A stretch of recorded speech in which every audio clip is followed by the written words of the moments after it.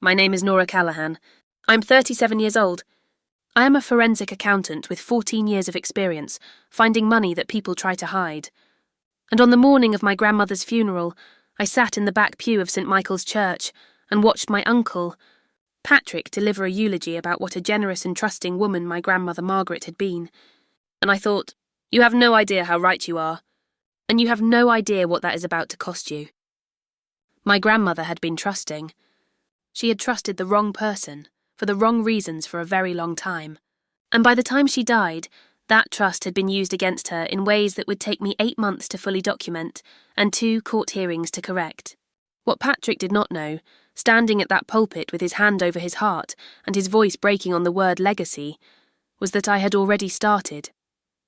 2 weeks before my grandmother died, she had pressed a folded piece of paper into my hand during a visit and said, very quietly, with the clarity that sometimes comes to people near the end, "Nora, I think something is wrong.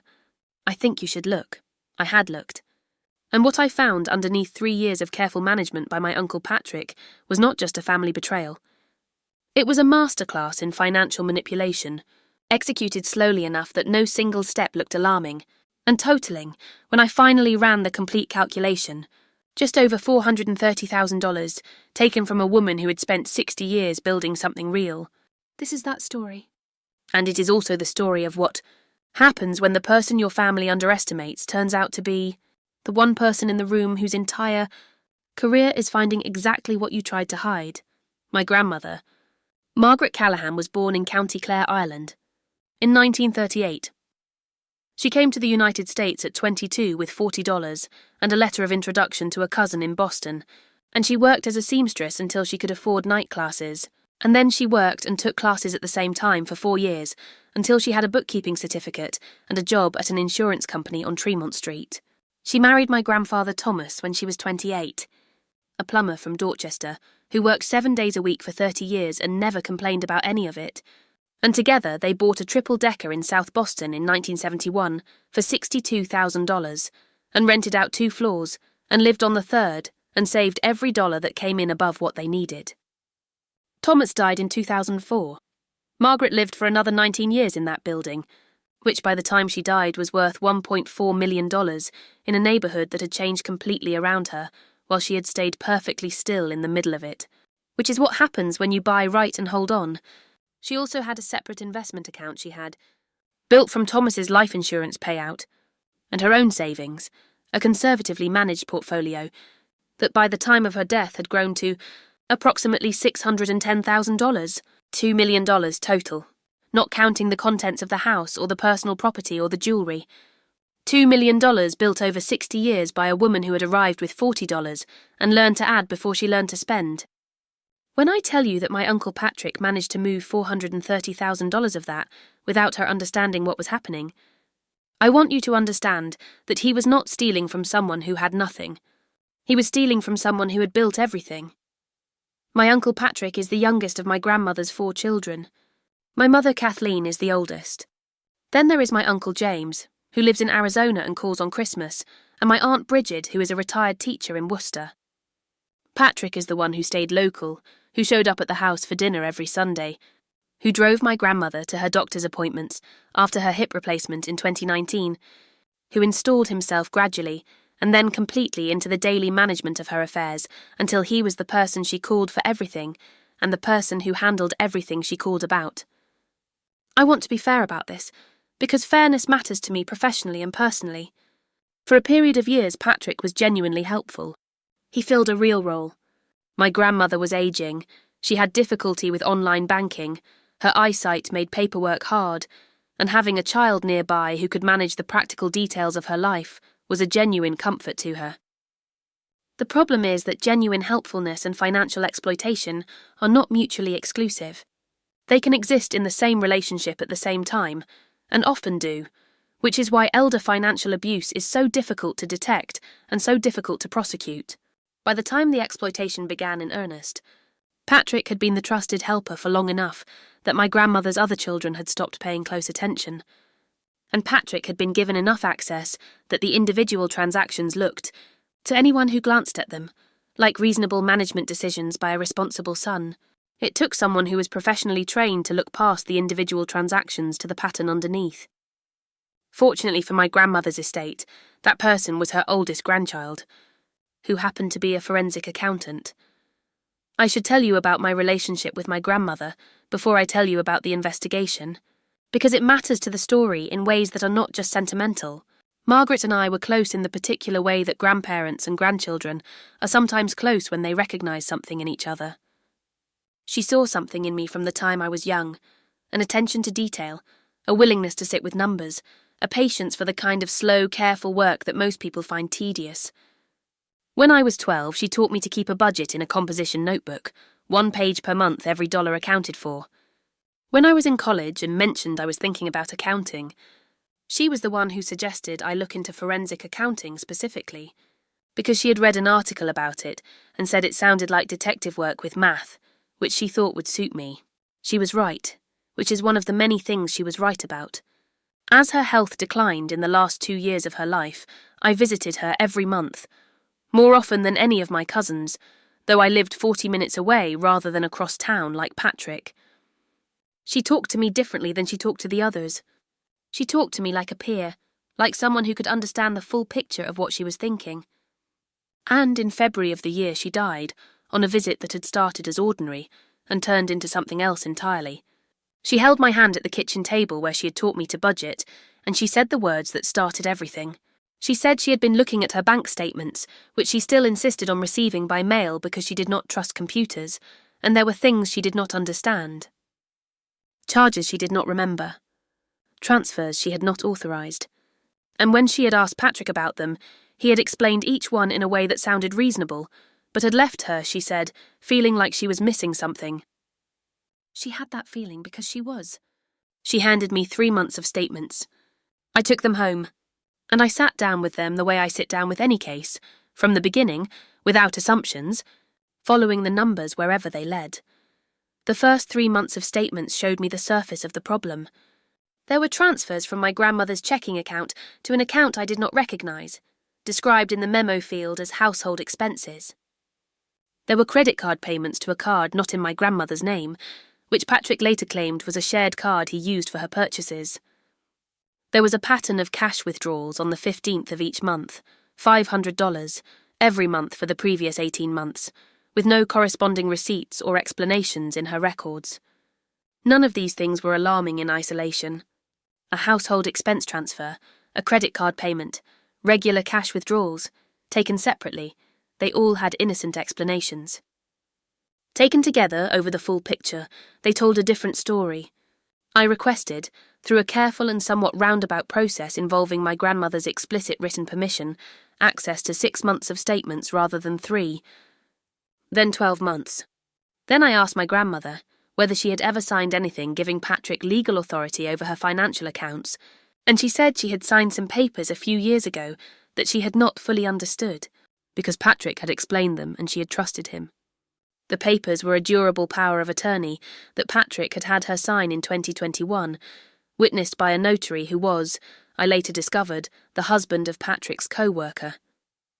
The power of attorney gave Patrick essentially unlimited authority to act on my grandmother's behalf in financial matters. It was legal. It was properly executed. And it was the key that had unlocked everything that followed. I want to explain the methodology I used, because the methodology matters for understanding how the full picture emerged, and because the story of how financial exploitation gets uncovered is often as important as the story of the exploitation itself. I am a forensic accountant.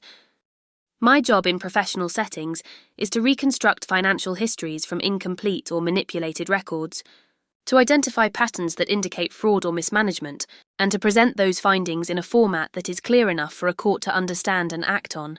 I applied exactly the same methodology to my grandmother's accounts that I would apply to any professional case. I built a timeline. On one axis, every dollar that came in, pension payments, social security, rental income from the triple-deckers 2 occupied apartments, quarterly dividends from the investment account. On the other axis, every dollar that went out, the documented household expenses, utilities, property taxes, medical costs, and the legitimate management fees Patrick charged for his time. Then I looked at the gap. In a well-managed account, the gap between income and documented expenses should be explainable.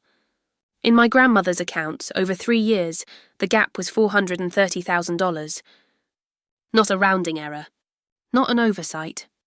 $430,000 that had entered my grandmother's accounts through legitimate sources and had left through a combination of transfers, credit card payments, cash withdrawals, and one transaction I did not find until the 5th month of my investigation, a wire transfer of $85,000 to an LLC registered in Patrick's wife's name, described in the records as an investment in a real estate project that had produced no returns and apparently no investment activity of any kind.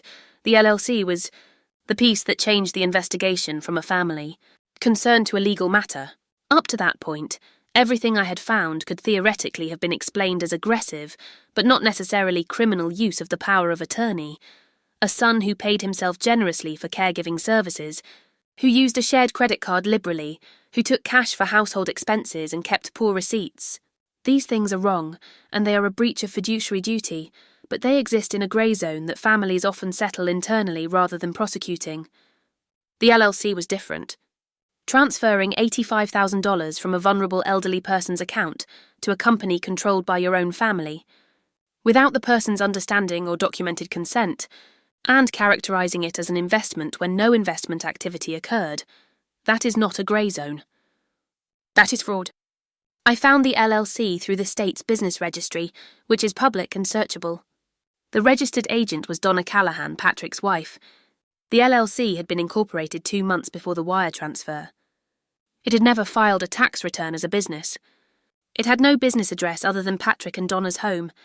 It had received one transfer, $85,000 from my grandmother's account, and the money had been distributed from the LLC to personal accounts within 30 days, in a pattern that any forensic accountant would recognise immediately as pass-through fraud.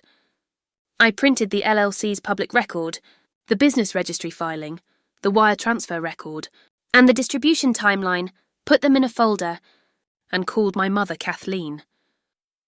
Calling my mother was the part of this investigation I had been dreading the most, not because I did not trust her, but because what I was about to tell her was going to change her understanding of her youngest brother in a way that could not be undone.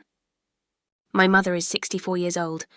She and Patrick had their difficulties over the years. Patrick had always been the one their mother worried about most, and the one who got the most attention and the most help, which had created resentments my mother carried quietly. But he was still her brother. He was still the man who had shown up at their mother's house every Sunday for years, and driven her to appointments and seemed, from the outside, like a devoted son. I called my mother on a Sunday evening, and I said I needed to see her in person and that it was important. She could hear from my voice that it was. She drove to my apartment and sat at my kitchen table, and I laid out the full picture, the timeline, the transfers, the LLC, the $85,000 wire, the total of $430,000. I showed her the documents one at a time. She did not say much while I went through them. She is the kind of person who processes internally, who does not perform her emotions for an audience. When I finished, she sat quietly for a moment. Then she said the thing that told me she was already thinking clearly, rather than just reacting. She said, "What do we do first? Not what does this mean? Not I can't believe it. Not are you sure? What do we do first?" That is why my mother is the person I wanted in my corner for what came next. What we did first was consult an elder law attorney named Francis Okafor, who had an office in downtown Boston and who had handled cases of this type before. I brought the full folder, every document, organised chronologically, with a summary memo I had written in the format I use for professional presentations. Frances read it in 45 minutes, while my mother and I sat across from her desk with coffee. When she looked up, she said something I have thought about many times since. "Ms. Callahan, in 20 years of elder law practice, I have rarely seen a victim's family member come to me with documentation this organised." I thanked her. She said it was not entirely a compliment.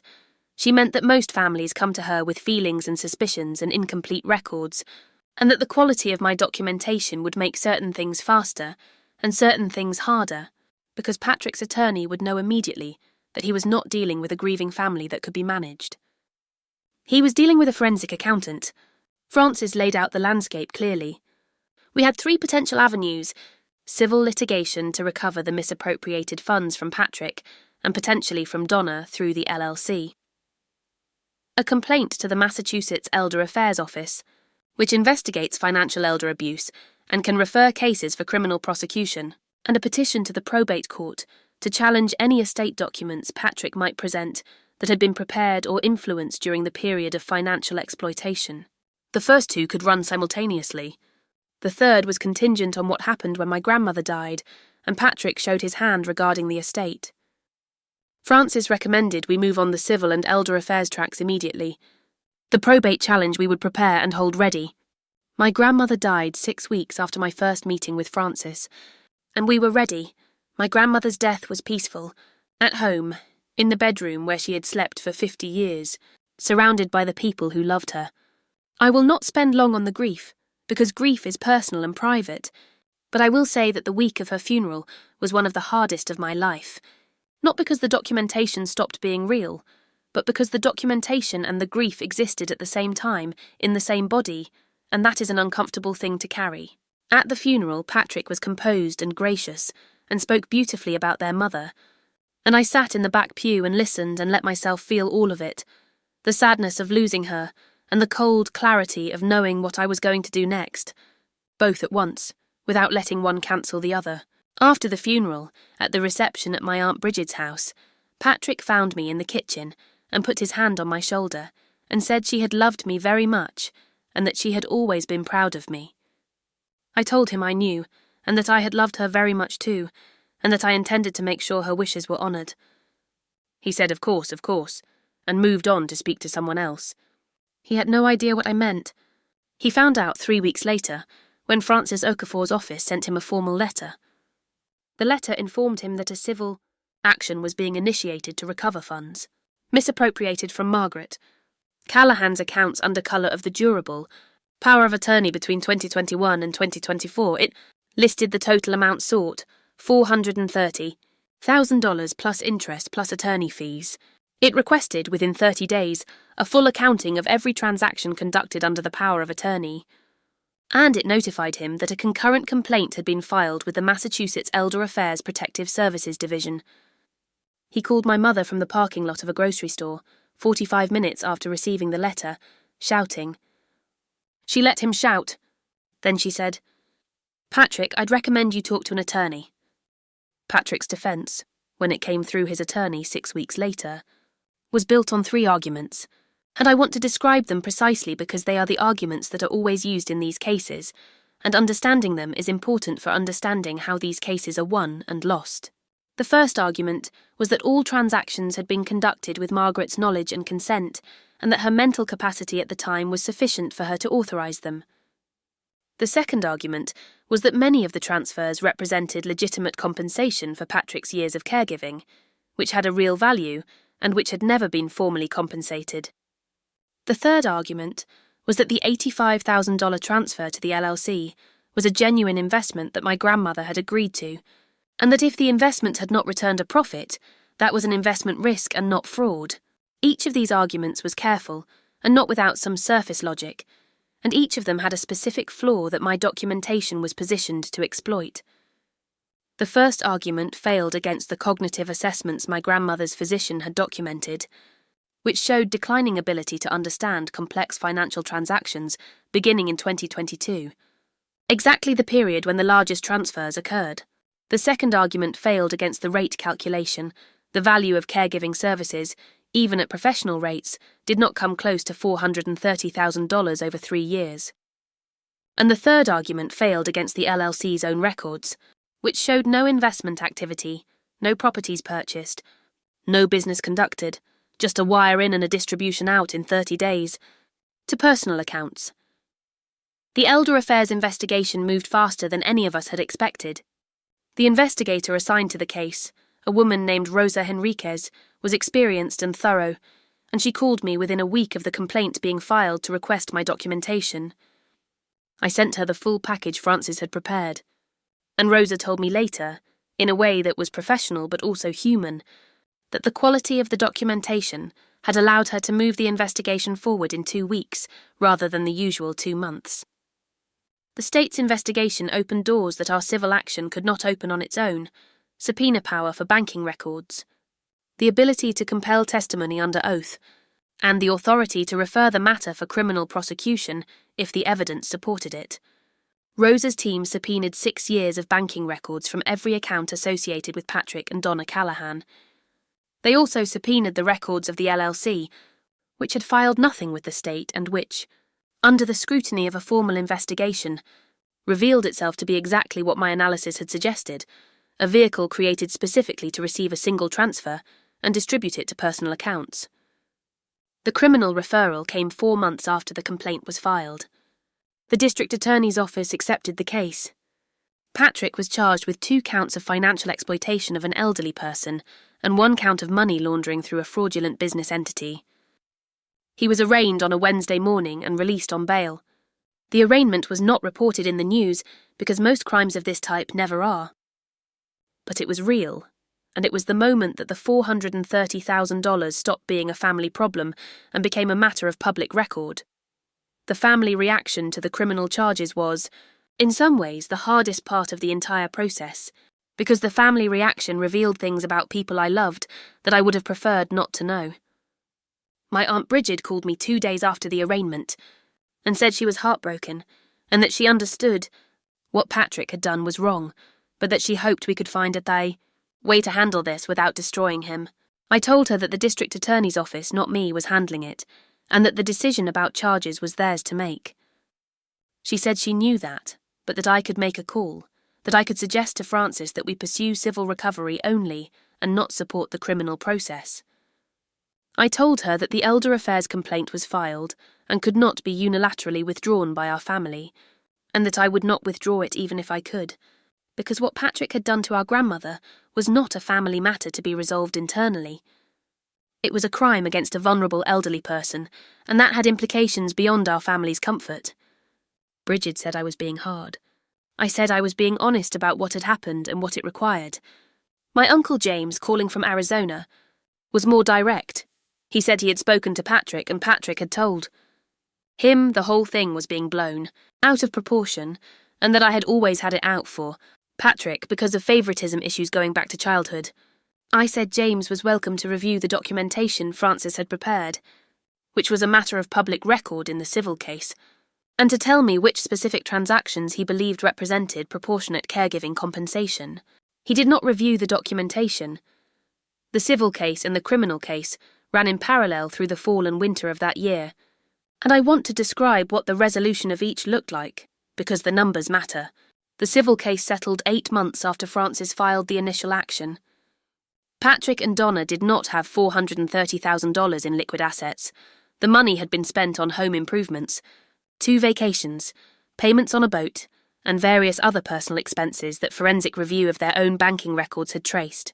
But they had equity in their home, which Francis was able to reach through the civil judgment.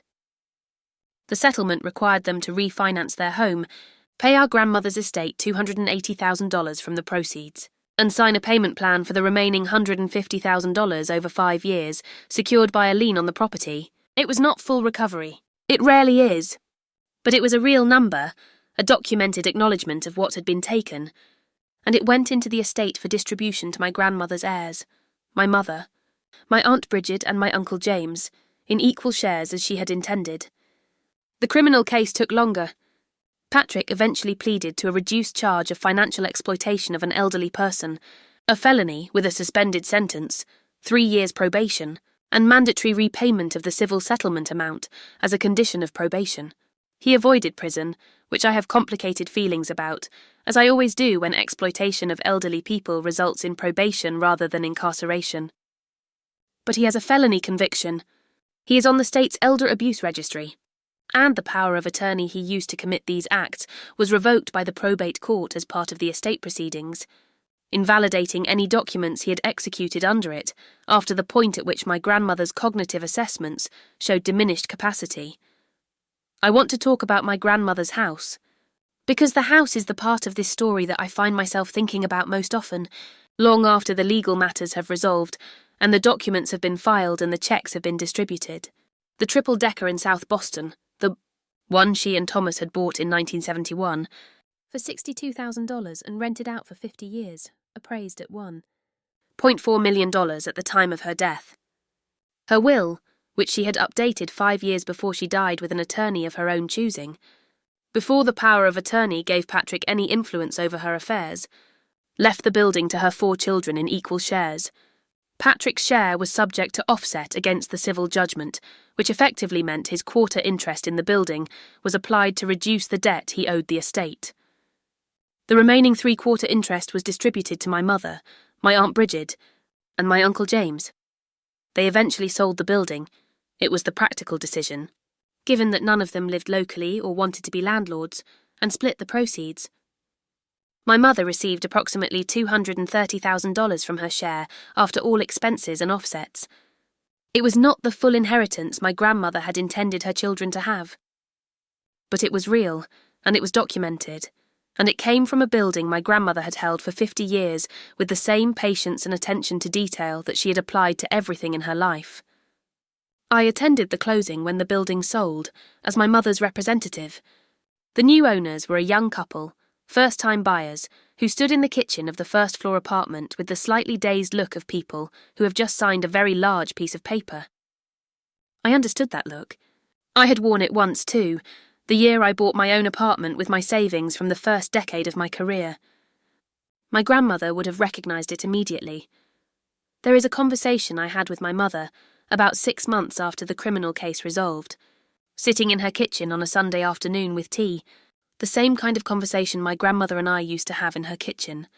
And it is the one I want to tell you about, because it gets at something true about what this whole experience meant.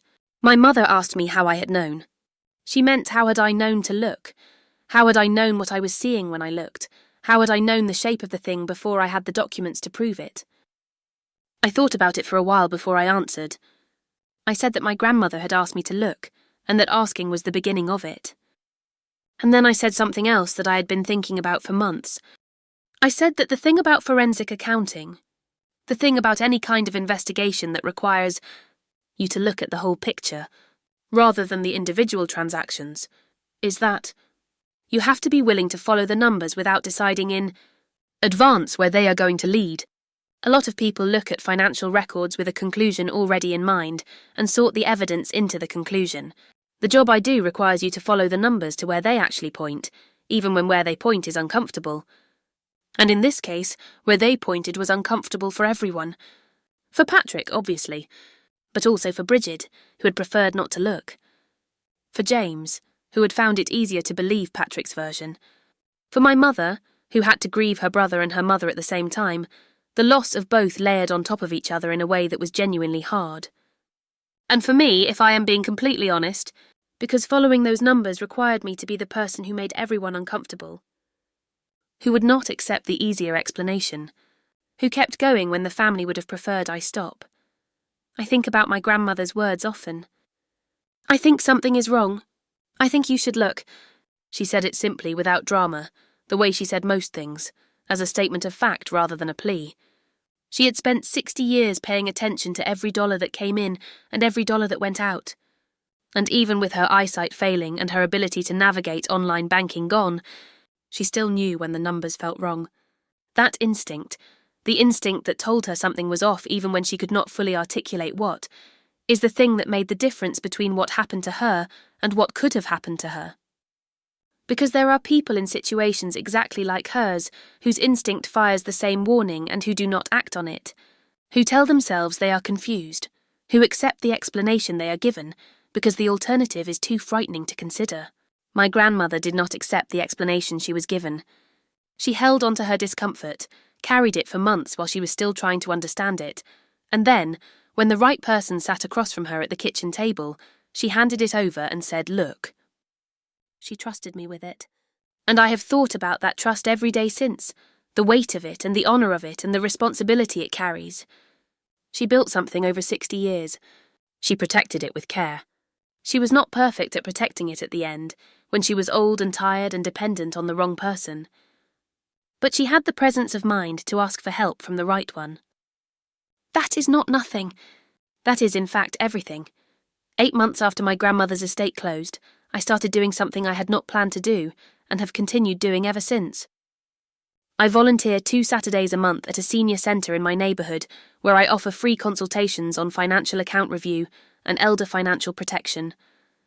I show people how to set up transaction alerts on their bank accounts. I explain what a power of attorney is and what it can allow someone to do and how to choose the right person to hold one. I talk about the warning signs of financial exploitation, the unexplained transfers, the new friends who take a sudden interest in finances, the family member who becomes indispensable and then begins to manage things independently.